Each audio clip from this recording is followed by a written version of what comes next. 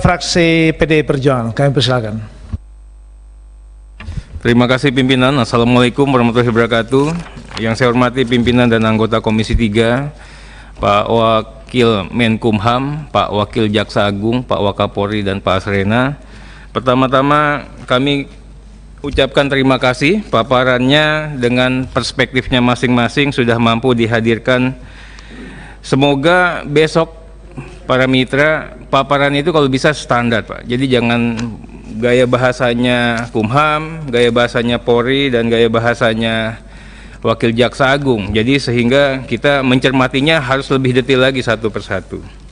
PDI Perjuangan pastinya sepakat yang namanya anggaran harus sesuai dengan yang dibutuhkan. Mitra-mitra ini harus nyaman, Pak. Kami juga salah satu yang menganut fatsun bahwa yang namanya pagu indikatif itu memang harus juga mencerminkan kebutuhan dan tidak boleh dikurangi. Memang tidak ada sejarahnya, Pak. Kebetulan Pak Ketua kita, Pak Herman Heri, di masa kepemimpinan kami tidak ada pemotongan anggaran terhadap mitra yang dilakukan oleh Komisi 3. Pastinya kita memahami betul teman-teman menyajikan ini pakai hati nurani dan nggak asal-asalan. Tapi kembali lagi, postur APBN kali ini diminta oleh Ibu Ketua DPR, kita juga harus berkualitas, kemudian juga harus akuntabel dan cerminan kebutuhan. Saya mulai ke Kumham ini. Paparannya bagus, tapi saya lihat Pak Wamen ini dibandingkan tahun kemarin, paparannya agak beda gaya penyajiannya, sehingga kami memahaminya juga agak kesulitan. Kami lihat dari postur, kemudian diturunkan ke peruntukan, tapi tanpa program, tanpa kegiatan. Kemudian target capaiannya apa, kita kehilangan arah sampai di sini. Kemudian juga capaian anggaran di 2020-2021 nggak ada. Jadi tatkala Bapak bilang kita butuh anggaran sekian lagi, kita nggak tahu yang kemarin itu tercukupkan atau memang jangan-jangan tidak terpakai. Nah, berikutnya lagi mengenai pagu di 2020-2021 itu sebaiknya dihadirkan. Saya ingin sampaikan, bukannya membandingkan, nggak pas juga membandingkan. Kejaksaan Agung ini tipis dia, tapi dengan tipisnya itu kita sudah tahu kebutuhan anggaran Kejaksaan Agung itu seperti apa. Nah, ini kalau kita mohon ini Pak Waka juga sama Pak Wamenkumham, kalau bisa paparannya dibuat standar seperti inilah, biar kita lebih gampang. Berapa realisasi anggaran untuk 2020-2021, sehingga di 2022 ini kita harus memperjuangkan Bapak ini sekian seperti yang Bapak mau. Kemudian juga, ini mohon maaf, ini sebelumnya di rapat-rapat sebelumnya tidak pernah kita bahas. Ini kita bicara PNBP. Sumbernya apa? Kan tiap kementerian lembaga ini ada. Tapi yang saya paparkan di sini, Kejaksaan Agung begitu detail, Pak. Dia sampaikan kami punya PNBP sekian belas, anggarannya sekian dan kita pakai untuk apa. Nah, ini kami nggak ngelihat di Kumham dan di Polri. Kemudian capaian anggaran di 2021 bagaimana? Ini dibedakan lagi capaian anggaran dengan capaian kinerja, Pak. Apakah capaian anggaran merefleksikan dengan capaian kinerja, itu lain soal lagi. Nah, ini kami juga mohon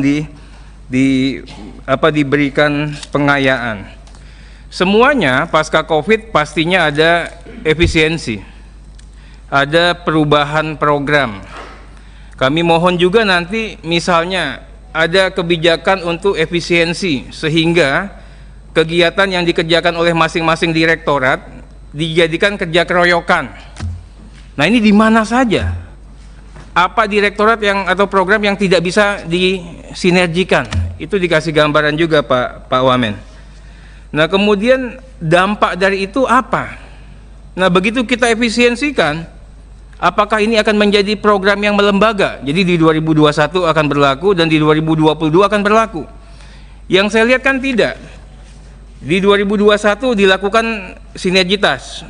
Tapi di 2022 hadir lagi, Pak. Nanti akan ada perintah lagi kepada Bapak untuk melakukan sinergitas lagi, kerja gabungan lagi nih. Nah, ini yang saya katakan kalau bisa ini berkelangsungannya ini juga diperlihatkan pada saat kita membahas anggaran. Pak Wamen mengatakan ada kurang anggaran.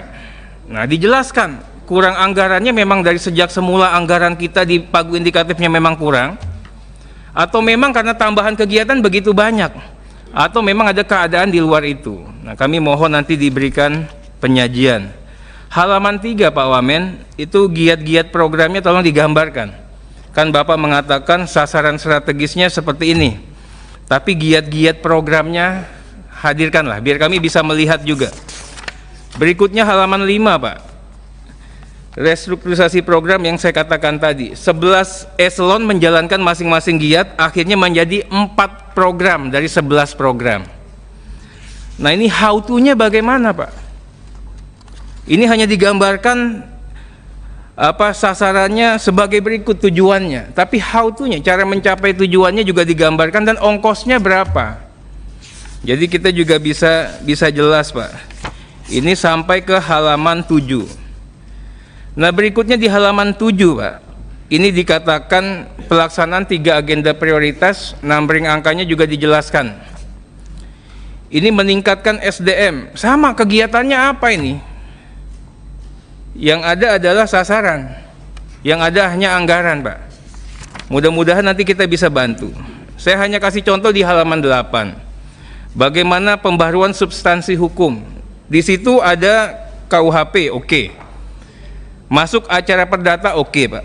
Tapi bicara kepailitan dan fidusia, ini jaminan kebendaan yang benda bergerak, ini apakah sudah menjadi kesepakatan kita semua Pak?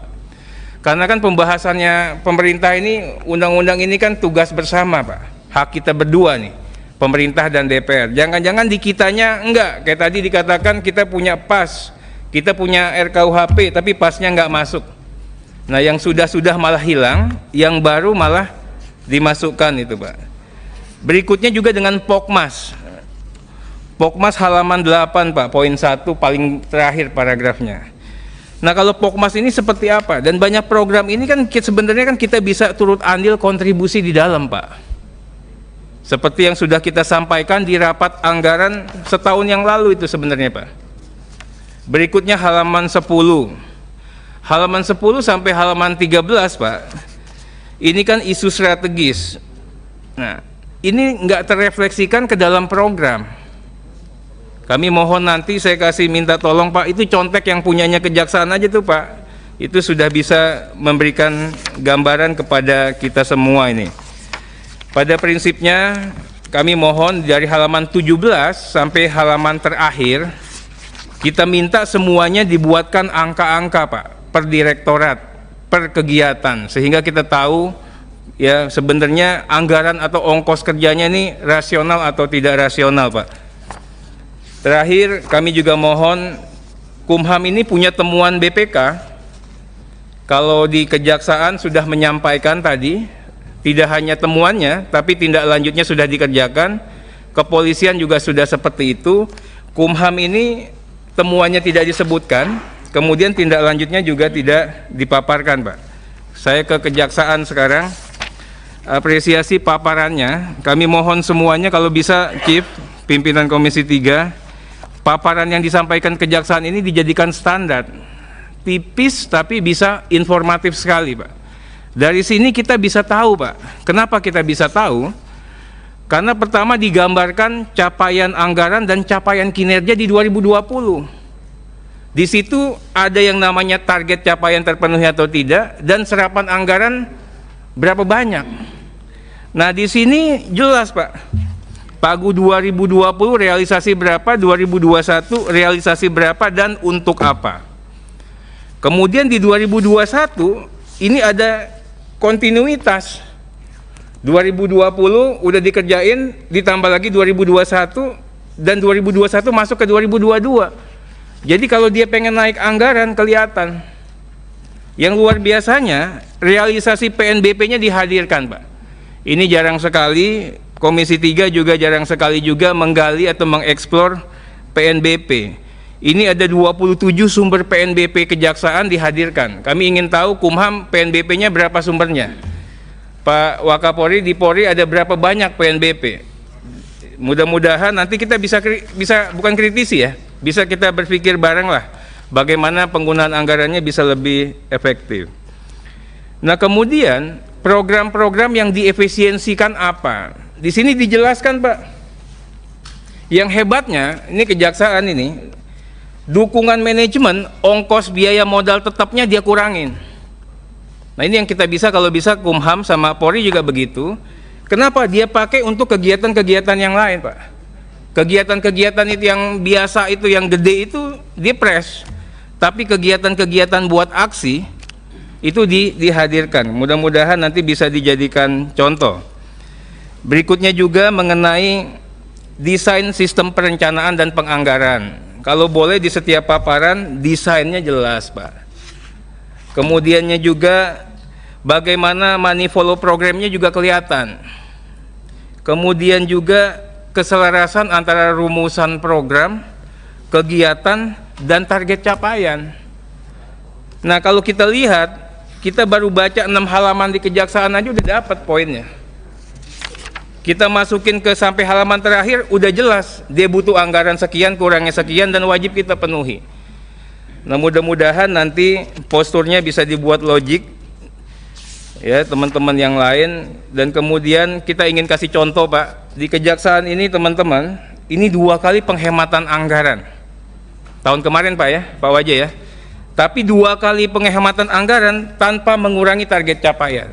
Jadi bahasanya dia katakan nih, Chief, saya dikurangin 2 kali, kerjaannya lancar semua ini. Nah, tapi ada hal yang harus kita cermati, Pak. Sekarang ini ada anggaran, tapi anggarannya dipakai untuk apa? Pembiayaan kantor utama, Pak. Pembangunan kantor utama. Nah, ini memang terlihat agak gede, tapi kegiatan-kegiatan yang lain jangan sampai juga nanti tergerus, Pak Wajah. Mudah-mudahan nanti Pak Wajah bisa meyakinkan kita semua, walaupun ada pembangunan gedung utama yang uangnya agak nambah 214 miliar untuk yang multi-years, tidak mengganggu kegiatan program penegakan dan pelayanan hukum dan dukungan manajemen yang sudah dihadirkan. Kami juga apresiasi paparan di halaman 13 sampai akhir. Jadi paparannya begini, Pak, kalau bisa, Pak. Program penegakan hukum, intelijen butuh berapa? Intelijen dipakai untuk apa saja, Pak? Ini kan diuraikan. Sehingga kita bisa melihat secara lebih terang benderang. Berikutnya kita apresiasi temuan pemeriksaan laporan keuangan BPK-nya dituliskan dalam satu rangkaian ini, Pak. Sehingga memang kita informatif. Mereka sudah kerja, sudah melakukan tindak lanjut atau belum. Kami ke kepolisian, Pak Waka yang saya hormati, yang saya banggakan, Pak Asrena, pada prinsipnya kita bisa memahami. Kalau Pak Asrena mungkin orangnya teknis, simple, tapi bagi kami juga butuh diinformasikan secara lebih detail, Pak. Dari 14 halaman, yang bicara angka-angka ini cuma 5 halaman. 5 halamannya pun dalam bentuk bonggol besar. Nah, tapi pada prinsipnya kita memahami itu. Kami ingin menanyakan di sini, usulan 137 ditetapkan 97,5, itu jumlah yang itu jauh banget itu, Pak. Nah, sekarang pertanyaannya, kalaupun memang harus begitu, dengan anggaran seperti itu ideal nggak untuk bisa kita kerja, Pak? Kan Bapak hanya mengatakan ini turun, belanja pegawai turun minus 6,22, belanja barang minus 28,34. Bisa tahu nggak solusinya, akibatnya, bagaimana dengan dampaknya terhadap capaian kinerja, dan minimalnya berapa sih yang dibutuhin? Nah, untuk minimal berapa yang dibutuhin kalau bisa dielaborasi lagi supaya lebih detail, Pak, sehingga bisa kita lebih mendukung Bapak lagi untuk Bapak memahami suasana kebatinan keuangan Polri pada tahun ini. Berikutnya juga mengenai dukungan dari sumber anggaran. DPR ini bukannya kepo, pengen tahu semua uang, tapi kalau boleh dari 7 sumber penerimaan Polri ini kita diberikan gambaran. Rupiah murni 84,7, sumber dari mana, dipakai buat apa. Kemudian PNBP-nya sumbernya dari mana, yang biasa dipakai buat apa. Begitu juga BLU, pinjaman luar negeri, dan sebagainya lah. Pada prinsipnya, ya, saya diamanatkan oleh pimpinan kami, Pak Herman Heri, kita memahami betul keadaan semuanya.